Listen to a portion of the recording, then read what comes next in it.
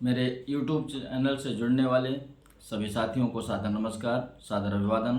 साथियों, आज मैं एक बहुत ही गंभीर एवं संवेदनशील विषय को लेकर के आप लोगों के बीच उपस्थित हुआ हूं और ये विषय एक समस्या के रूप में हमारे सामने आता है और शायद हमारे किसी परिजन की मौत के बाद इस समस्या का हमें सामना करना पड़ता है। हम चाहे जिस धर्म जाति समुदाय से हों, समस्या का सामना सभी को करना पड़ता है और इस समस्या का समाधान भी शायद हमें प्राप्त नहीं होता है और हम संकोच में या भयवश या और किसी कारणवश हम उस मुद्दे को चुपचाप ठंडे बस्ते में डाल देते हैं और फिर अगले का नंबर आता है। एक क्रम लगातार चलता रहता है। साथियों, मैं थोड़ा सा वैदिक काल की व्यवस्था की चर्चा करते हुए इस मुद्दे पर आऊँगा। साथियों, हमारे धर्म में 16 संस्कार 4 पुरुषार्थ की व्यवस्था है। प्राचीन काल में 16 संस्कार का प्रचलन था। अब गिने चुने संस्कार प्रचलन में है और उसमें एक संस्कार है अंतिम संस्कार। इसी को लेकर के मैं आप लोगों के बीच आया हूँ। जो अंतिम संस्कार की व्यवस्था है वो क्यों है? वो इसलिए है कि जो हमारे पुरुषार्थ हैं, धर्म, अर्थ, काम और मोक्ष, अंतिम जो उद्देश्य व्यक्ति का होता है वो होता है कि उसे जन्म मरण से मुक्ति मिल जाए, मोक्ष प्राप्त हो जाए। हर व्यक्ति इसी में उलझा हुआ है, परेशान रहता है कि मैं ऐसा कार्य करूं, ऐसे कर्म करूं कि मुझे जन्म मरण से छुटकारा मिल जाए।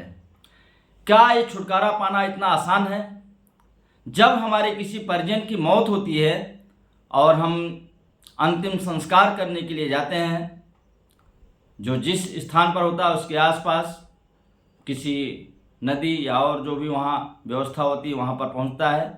मैं प्रयागराज में रहता हूँ तो मैं यहाँ देखा हूँ लोग गंगा जी के किनारे आते हैं, हमारे बहुत परिजन आते हैं, दोस्त यार, जो भी मौत होती।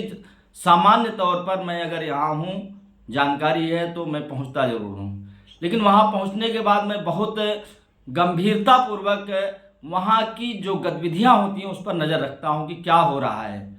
जो हमारा धर्म है, क्या उसमें कुछ विसंगतियाँ नहीं दिखाई पड़ती आप लोगों को?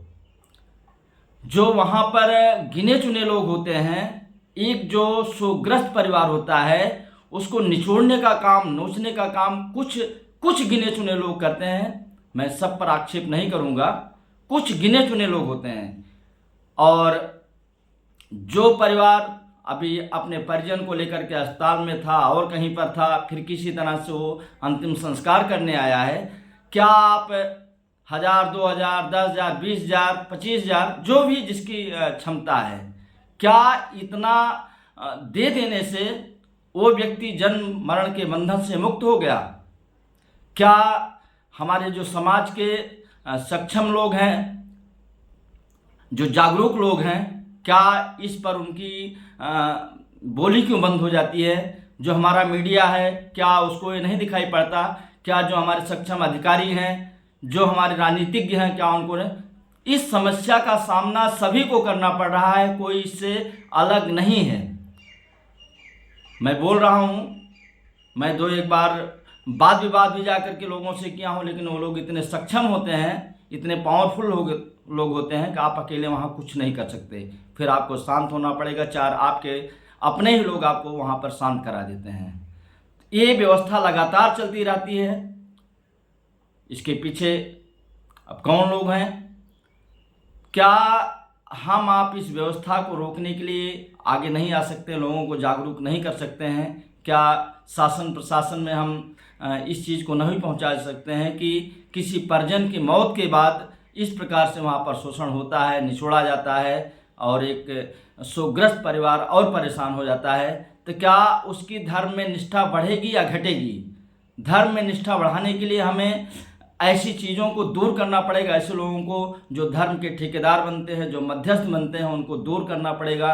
तभी हमारे धर्म की जो है पताका पूरे विश्व में लहराएगी अन्यथा आप कितना भी भाषण देते रहेंगे, कितना भी बताते रहेंगे, लोगों का रुझान धर्म के प्रति नहीं होगा जब तक कि गिने चुने लोग मध्यस्थता करते रहेंगे और लोगों को लूटते रहेंगे। अब बहुत कुछ नहीं कहना है, आप सभी लोग जागरूक हैं। इस मुद्दे पर आप लोग भी ध्यान दीजिए, और जो व्यवस्था चल रही है, वो कुरीति चल रही है कि लोगों को थोड़े से पैसे में मोक्ष प्राप्त कराने की, स्वर्ग प्राप्त कराने की, इस व्यवस्था का आप लोग भी पुरजोर विरोध कीजिए और धीरे धीरे जिससे व्यवस्था समाप्त हो चुकी है। धन्यवाद।